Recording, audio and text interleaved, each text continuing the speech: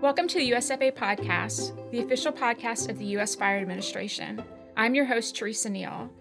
No matter who you speak to within the fire and the emergency medical services community, there is one need they all share: funding. FEMA has been providing funding opportunities through the Assistance to Firefighters Grant Program, or AFG. The primary goal of AFG is to meet the firefighting and emergency response needs of fire departments and non-affiliated emergency medical services organizations. Since 2001, AFG has helped firefighters and other first responders obtain critically needed equipment, protective gear, emergency vehicles, training, and other resources necessary for protecting the public and themselves. On this episode, we'll speak to Abby Bordeaux, Fire Program Specialist at the USFA. Abby is a wealth of knowledge when it comes to grants. We will also speak to a grant recipient about the grant process and how receiving the funding helped their community. But let's start with Abby. Can you tell us a little bit about yourself? Sure. So I've been working for FEMA since 2013 and started with the Grant Programs Directorate down in D.C. So I have quite a bit of experience working at the headquarters area and then more specifically in the fire grant programs. At one point, I was the section chief for the Staffing for Adequate Fire and Emergency Response and Fire Prevention and Safety grant programs. And then a couple years ago, I transitioned to United States Fire Administration, where I'm working in fire prevention, but still work as a liaison to the grants office. So let's talk about grants. What types of needs do you see that departments have? Many, I can say, and we see a lot of similarities. However, there are unique needs for different types of departments, whether they're rural or urban or suburban. But generally, we see needs for information, resources that may explain or help citizens learn about a particular part of fire prevention and safety. So those would be information resources, training needs, of course. Every fire department wants to make sure their members are trained. Staffing needs, so this could be in a career or combo department, budget needs, and then, of course, equipment needs. And how might the fire and EMS departments have those needs met? Well, there's a lot of free resources that are available, certainly in the scope of training. A lot of courses are available either online through various fire service partners and, of course, through the National Fire Academy here on campus or the NFA online. There's also the United States Fire Administration website hosts a huge amount of resources and through our publication center, and those are free of cost. And then also other fire service partners can provide free resources, or some are paid resources, of course. And then in terms of equipment, if a fire department needs a certain type of equipment, they can purchase those directly from the manufacturer. And some states even have state or county inventories, which fire departments can have access to. And then there are some used equipment sales and trades where a fire department could pay less than the market price for those needs. Some other ways where a fire department might be able to access not just items or training, but actual cash would be through the annual budget process, through fundraising. We know a lot of fire departments host different types of breakfasts and things like that. Donations often. EMS billing is a common one we see. Certainly, fire departments can access loans. Those are typically for larger procurements. And then finally, federal grants. That's one way to fund certain items within a fire and EMS department. And what is a federal grant? A federal grant is money that either a state or a local fire department can receive from the federal government, and that money is intended for public use, activities which may promote general safety or the welfare of citizens. So that's just the general idea of a federal grant. Within the overarching category of a federal grant, there are two types of grants. Those which are direct, which means the money goes directly to an agency, such as a fire department. And then there are also grants that are called pass-through grants. And these type of grants, while beyond the scope of today's podcast, go to a larger entity such as a state, and then eventually that funding gets subdivided into smaller amounts to different agencies within the state's purview. So organizations within the state would then apply to their state for those grants? Yes, that's correct. What kind of grants could a fire department get? FEMA has 3 types of fire grant programs available for fire departments. Each year, between 2,000 and 3,000 grants are directly awarded to fire departments, although some of these grants may require a cost share, which generally means that the department has to pay a small percentage of the overall cost of the proposed project. Can I ask you one question about that? Sure. So is that percentage based off of how big the department is or the community they serve? Somewhat, yes, Okay. it is that. And then also based on the type of project it is, which specific grant program it falls under. There's 25 or 5%. It depends. I just think that sometimes small departments say, well, we could never afford the cost share for a grant, which Yeah. could cause them to not want to apply for one. But I know you may be getting to it later, but I know that there's ways that the government helps with that as well. There is, and I can answer that now. For any departments, whether small or large, is facing a financial difficulty, there is a cost share waiver process available in which we look at income, socioeconomic status, aspects of what it is in your community that's causing a financial hardship. And we do take that into consideration.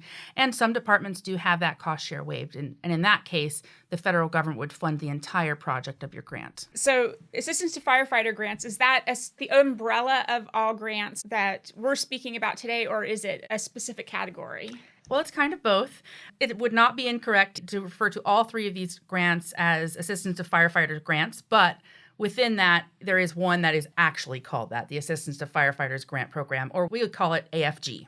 And what does that involve, AFG? It's certainly the most popular in terms of we get the most applications for that grant program, sometimes between 10,000 to 12,000 per year. But as I mentioned before, we do award between 2,000 and 3,000 total awards per year. But going back to more specifics about the AFG program, it is a program in which you can acquire items such as SCBA or turnout gear, but we do also allow projects requesting wellness programs for firefighters. And then another one, which is not too common, but is allowable, and that would be building modifications such as installing ventilation systems for your bays. And then the last kind of major area within AFG would be vehicles such as engines or tankers and ladders. When you talk about the items that are allowable, I'm looking at a pattern. So it's about how to equip the firefighters, but then also to keep them safe. Absolutely. That's really what those grants modify, because even if they're doing a station modification, isn't that the exhaust? That's one of those, which also has to do with safety of the firefighter. Those two things are exactly what these programs were made to do. There's another one, and it's called SAFER. So what is SAFER? SAFER stands for Staffing for Adequate Fire and Emergency Response. So career, combo, and volunteer departments can all apply for a SAFER grant. Now, it may look different what they're awarded based on the type of department they are. For example, career and combination departments can apply for these to have the salary and benefits for, it could be one firefighter position or it could be 5, or some larger cities may request more.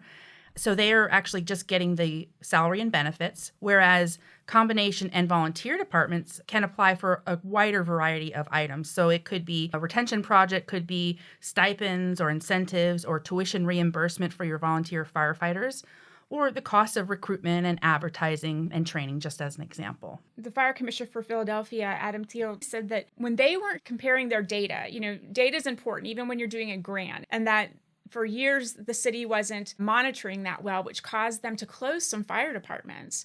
And once they went back and looked and really did a review and analysis of their data, they should never have closed those fire departments. Wow. So they had to come back and go through SAFER to at least start getting themselves back on their feet of having those areas staffed again. Mm-hmm. Yeah, that's actually a fantastic example. And really the whole purpose of the SAFER grant program is to increase a fire department's ability to comply with staffing, response, and operational standards in NFPA 1710 or 1720, depending on the type of fire department.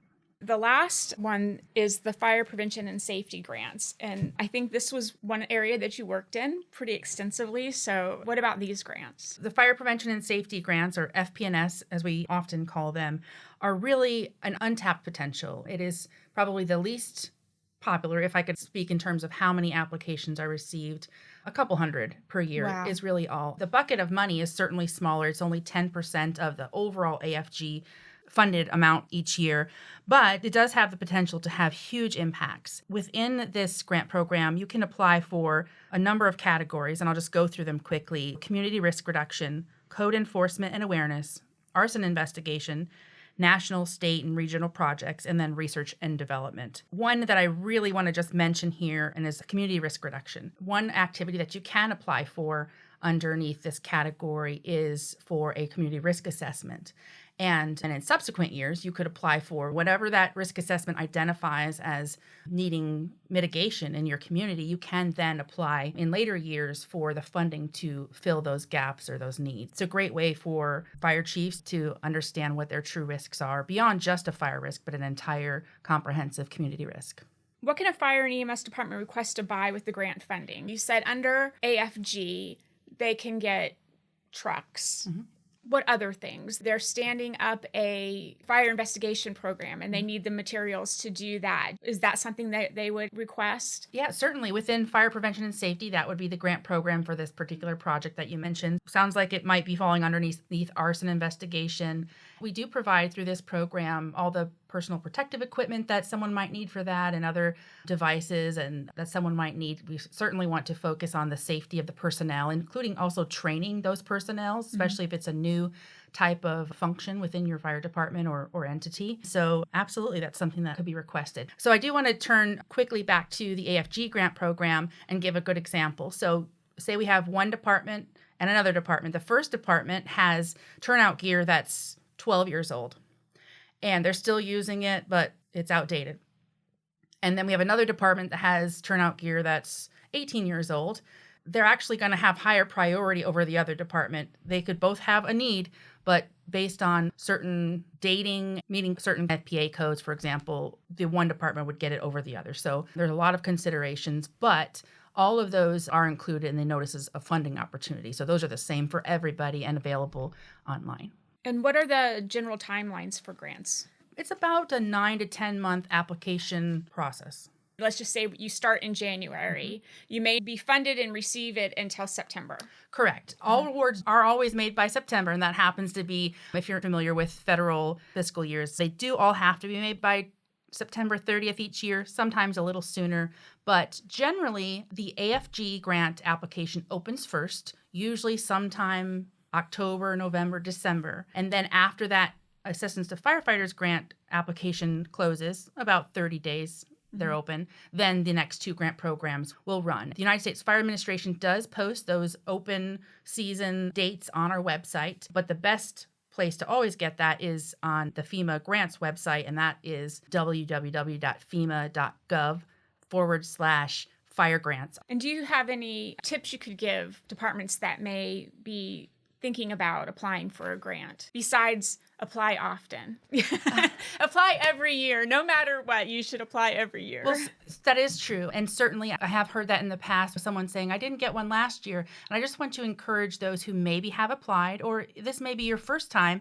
You might not get it your first year, just like, any type of program. But as more and more fire departments that are applying receive funding for their projects, they no longer need those things. And so in a way, your application does tend to start to rise. So a lot of folks ask whether or not they have to have a grant writer. They say, well, I'm not familiar with writing grants, but I do want to encourage you that it's not necessary to have a grant writer. The way that our application is now, it's pretty fluid and you can follow along pretty easily.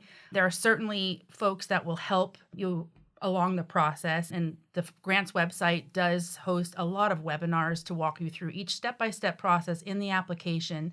And then there's also support after you receive a grant with all those new elements that you have to do and the guidelines that you have to follow. FEMA is broken up into 10 regions. And so I hear that there are also fire program specialists like you and I, but they are specific for grants in each region. Are they the first line of defense that they should go to? They certainly are. The headquarters component, which is, as I had mentioned earlier, is where I came from, is really responsible for those large programmatic decisions on a grander scale. And the fire program specialists that are out in the FEMA 10 regions really do have a one-on-one relationship with all their grant recipients. They also hold webinars, and they will make special visits to you guys if you're needing extra help in understanding if you're actually following the right rules. And they're able to help troubleshoot in many ways. And there's also a list on that, the website I mentioned before, www.fema.gov/fire grants. On the left-hand column, you'll see there is a list of regional grant fire program specialists, and you can access whichever region you're in there, and they are really excited to help. These are also the ones that they can troubleshoot to get you through to the next part. They are experts in every way about these grant programs. If those fire grant specialists out in the region don't know an answer, they are very good at reaching directly back to headquarters and making sure that we're all aligned and can give you the best help that you need. Great. So is there anything else you'd like to add, Abby? Well, I hope that you will apply. It could sound or seem a little bit daunting to begin with, but I do want to assure anyone who's listening, if you have not applied for an Assistance to Firefighters grant in the past, or it's been some time, that all of us here at FEMA that are interacting with grants really do want you to be successful. Thank you so much.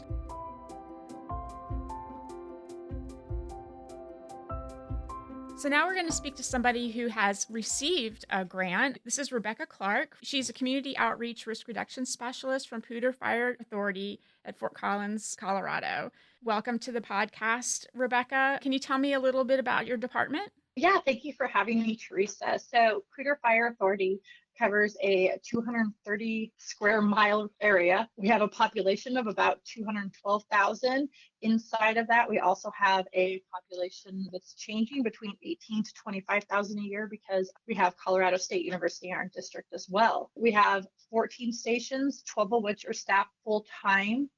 We have an amazing fire prevention and community outreach division that's headed up by our fire marshal. We have 10 part-time inspectors. We have 4 assistant fire marshals. We have our deputy fire marshal, and then we have our core team, which is what we call our community outreach and risk reduction team. So between all of that, we have approximately 24,000 calls per year. And so we're growing. We're in Northern Colorado is one of the fastest growing areas in the nation. We're learning and we're adapting as we go. So on this episode, we've discussed the Assistance to Firefighter grant program. And I know you've received a grant. Can you tell us a little bit about the grant that you received and the process? Yes, so I was really excited to learn about the FP&S, the Fire Prevention and Safety Grant through FEMA. So I applied for it because we started something called the Home Safety Project. What it does is it encompasses most aspects of home safety, and we have a lot of urban and we also have a lot of suburban and rural areas as well. So through that, we wanted to focus on these homes with different aspects. We ran a community risk assessment on our area, and through that, we learned that we had a very large dependent population, so adults over age 65 and children under age 18. And so we wrote for the grant to target that senior population because these were people that built their homes in the late 1990s and early 2000s, and now they are aging in place because they're priced out of the market. So we knew going in, because I was doing home safety visits, that a lot of them had expired smoke alarms. Mm-hmm. We were also responding to 70 to 100 calls per year for chirping alarms because of batteries needing to be replaced. And before we got this grant, our firefighters would go in and they would replace the batteries and say, hey, you need new alarms.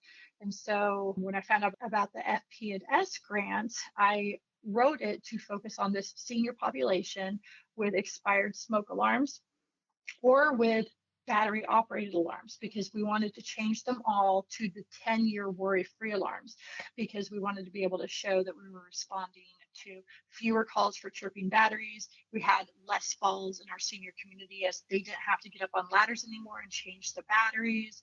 So we wrote it for that. We wrote it so that they would be able to have worry-free for at least 10 years. And so then the process, I have a background in English education. And so for me, writing probably comes more easily than it does to other people. I made one really big mistake when I started writing this grant, and all I can say is really make sure you read the FOMO, because in it, I read the different sections all have counts that you're not allowed to go over. And I read it too quickly and thought it was 4,000 words. In reality, it was 4,000 characters. So I spent all this time writing these perfect, well, I mean, to me, they seem pretty good narratives for all the different sections, and then went to go plug them in to the grant website. And I kept getting these red flags, and I couldn't figure out why. I'm like, I made sure that my word count, and then I reread the FOMO, and I was like, oh, it's characters. Okay, then. So then the night before, because I only found out about the FP&S 10 days before the deadline. my fire marshal was like, Rebecca, you really should apply for this so that you can get smoke alarms. I'm like, yes, I should. So for 10 days, I made this my priority and I worked on the narratives. I had our CRA, so I already knew all of our demographic information to use for the grant. If you don't have a CRA and you're trying to write for a grant, you stand such a better chance because you're able to paint that picture of why you need it Yeah, and you've what you're, used your data yeah. to actually explain what your problem is instead of saying, well, everybody's getting smoke alarms, so maybe I need smoke alarms when you may not. I know a lot of people do, but you may not. Exactly. And that's why I loved our CRA. And I mean, we were lucky that we went through the NFPA pilot program and were able to get a complete CRA through that. And so I was able to say our seniors are located in this area, and the average year that this home was built was 1998, which means that their alarms are 20, 22 years old. And so I was really able to use that CRA to narrow it down. And when I was writing the grant, I actually gave the example of 4 targeted neighborhoods that through our CRA, we were able to prove had very large dependent populations in those areas, that their homes were 20 plus years old, and that we had responded for chirping batteries. A lot of times, some of the seniors are great and they call every 6 months or every year to change their batteries. And so using that CRA, when I was writing my grant, I was able to show with the data, this is why I want to do Right. this. This is how we will mitigate this. And I think that really improved my chances of getting the grant. Yeah, I would think so as well. And so what impact has it had on your department? So it's funny because my boss, the fire marshal, was like, Rebecca, write this. I'm like, okay. And then we waited to find out. And so we didn't really, the command staff, fire chief, they kind of forgot all about it. Mm-hmm. So then all of a sudden I get the award letter for $90,000. And they're like, wait, what are we doing? They're like, this sounds like a really big process. And so then I had to meet with all the command staff, and I had my little proposal of how we were going to do it with our timeline. If this is how many home safety visits I need to do per week and per month, so that we're able to distribute all of these throughout the 1 year of the grant period. And at first they were like, this is going to be really overwhelming, and I don't know if you can handle this. And I was like, let me show you how I can. So that really helped because we went from having in 2020, we responded to 78 calls for chirping alarms.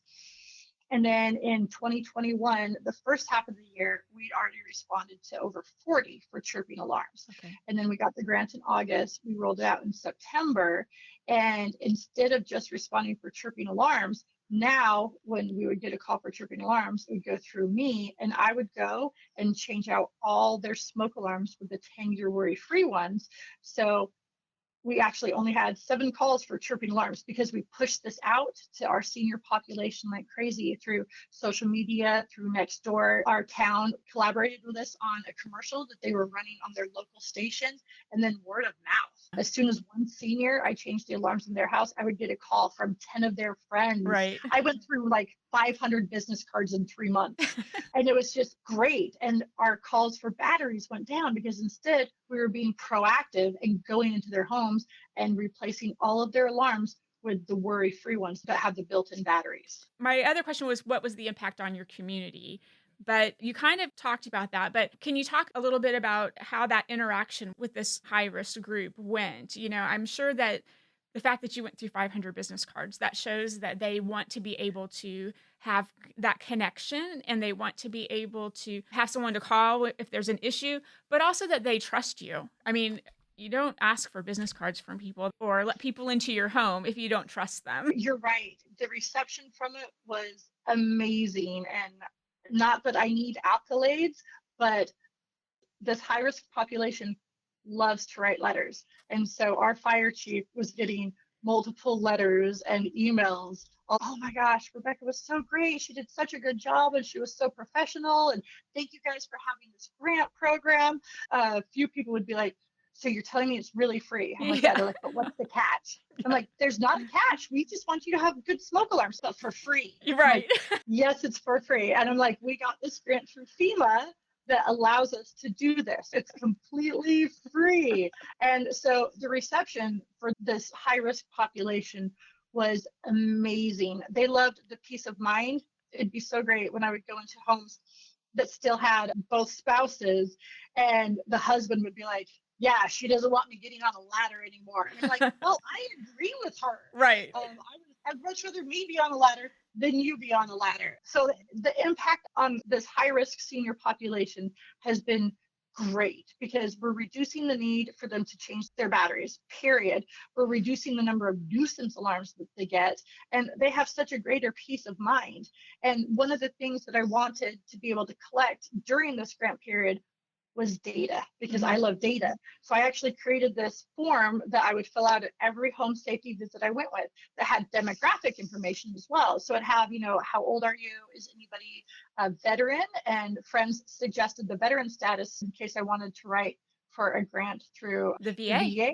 Exactly. I could say, hey, I went into these houses and 42% of them were veterans. And then it said, does the house meet the minimum requirements for smoke alarms? And for me, and that means, are they expired or working? Do they all have batteries if they require batteries? And are they all plugged in? And 80% of the homes that I was going into did not meet the minimum requirements for smoke alarms. It's not too surprising, but it is very sad, especially for that demographic, because we know that there's things that cause them to be more susceptible if there is a fire to not making it out. They are the highest risk for fire fatalities. Right. They are the highest risk for fire fatalities. And that's why I really wanted to target this group, because they need those alarms. We also wrote into the grant for a certain number of the alarms for hearing impaired so that we could replace them all with the strobes and with the shakers. I knew of 3 families in our district that were hard of hearing, that were hearing impaired. And so that's why that to me was super important as well, because I wanted to choose these 2 high risk groups that I could then go in and make their home safer. So this one home that I went into, her brother up in Laramie, which is north of where we are, he had perished in a house fire the week before. It's him and his wife and their 2 kids. They had a fire in their home, and they think that he didn't realize everybody else was out, and he went back in, and he ended up perishing in the fire. And this woman called me in a panic because her brother didn't have any working smoke alarms in his house. And she was a single mom, so she wasn't the 65, but she was a single mom who had, over time, taken down 4 out of her 7 smoke alarms. And she's like, I don't even know if the ones that I got are still going. So I asked my chiefs, I'm like, hey, this can come out of my budget, since we can't use the grant for this, but I'd really like to replace these smoke alarms for this lady that just experienced this loss. And so they said, yes, go do it. So I go into her house, and out of the 7 smoke alarms, she'd replaced 4. 1 didn't have a battery. 1, the harness wasn't connected, and only 1 out of the 7 was connected with a battery. And that's what hits me. Not only was I collecting this data, I had this numerical, this qualitative data that I could show these homes didn't meet the minimum requirements for smoke or CO alarms. And this was the average age of the home that I went into, the average age of the residents. I was also tracking how many people lived in the home, and then what we installed and what we did. But it's that experience, that narrative of, these people replaced, because I did a narrative in every single one. So I could say, this is what I did, this is what I found. So afterwards, I'd be able to say, this is the difference it's making, because I want to write for more grants. I want to keep installing hardwired, interconnected 10-year alarms. So I want to say, look how good we did. Please give me more so I can continue to do this, because sadly, there's 10,000 people per day turning 65. Right. That is a large population. Yes. And that is a large high-risk population. And if I can continue to show why my program is working, then hopefully that means I can continue to get more grants and continue serving this population. My last question to you is, what advice would you give anyone thinking about applying for a grant? Know your community. Start with a community risk assessment. Make sure you understand your community, because one of the questions on there is, tell us about this demographic or tell us about your community. And you don't want to have to just wing lie. it. Yeah. You don't want, yeah, exactly. You don't want to wing it. You don't want to lie. You want to have that empirical data that says we have a 71% dependent population, and we have The average age of homes in our district is 1998. So you want to be able to prove that. So have a CRA, because that's going to give you a lot of the information that you need to do it. And then write your narrative in Word first. That's what I did. So I wrote every single narrative in Word first once I realized that I needed to parse them down to 4,000 characters, not words. Yes, which was hard because I had everything outlined and it flowed. And then I was like, oh my gosh. So instead of writing ONE, because I'm an English major and you're supposed to spell out ONE, I found every instance of that and I changed it to the number one. So for me, when I turned it in, I was like, oh, it like hurts my English major brain. But write it in Word. That way you'll catch all of your spelling mistakes, your grammatical mistakes. You can do the character count really easily. You just select it. So write it in Word first. Make sure you're constantly saving. So do it in Word so that you can have that spell check, that narratives. And then when you think you've got it, send it out to somebody to look at. 2 pairs of eyes, 3 pairs of eyes makes such a difference because, and first off, read it through yourself so that it makes sense to you. Mm-hmm. And then send it off to whoever you can to have them read through it as well. And that way they might find something that you missed, or they might say, you could word this a little bit better. So that really helps us having a second set of eyes on it. So have a CRA so that you know a good picture so you can prove your point. And then write it in Word, have somebody else look at it, and then don't wait till the very last minute to submit it because things can happen. I got locked out of my FEMA account. So don't wait until the last minute because sometimes technology fails. But it was really easy after I got back in. I just copy pasted all of my narratives into each section of it. Well, thank you so much, Rebecca. I think that your experience is really going to be helpful for other people who are thinking about grants. One other thing I forgot is when you're writing that grant, have your stuff ready. So for me, for what I was asking for, I was asking for smoke alarms. So make sure you're including in that the exact materials. And if you know your materials, it's going to come across as you write it right. a lot better. So know what it is you're asking for, know those prices, know how many that equates to. Don't just be like, oh, we want 5,000 smoke alarms. Instead, I said, I want this many smoke alarms, this many CO alarms, because that means in an average home, it has 7. In our community, it has 5 to 7. So I would need probably 4 smoke alarms and 3 dual alarms. So instead of just saying, I want 5,000 of this, I said, I need this because the average home has this, which means I would need these ones. So really show that instead of just saying, I want 5,000 smoke alarms. Be like, if I have this amount of smoke and CO alarms and the average is 7 with 4 smoke alarms and 3 CO alarms, that means I can get into X amount of houses. Great. Well, thank you again, Rebecca. And I'm sure you're going to get many questions after this airs as well. No, I love it. I love to help. If we can not always reinvent the wheel, I'm 100% about collaboration and sharing. It's how I got to do what I do.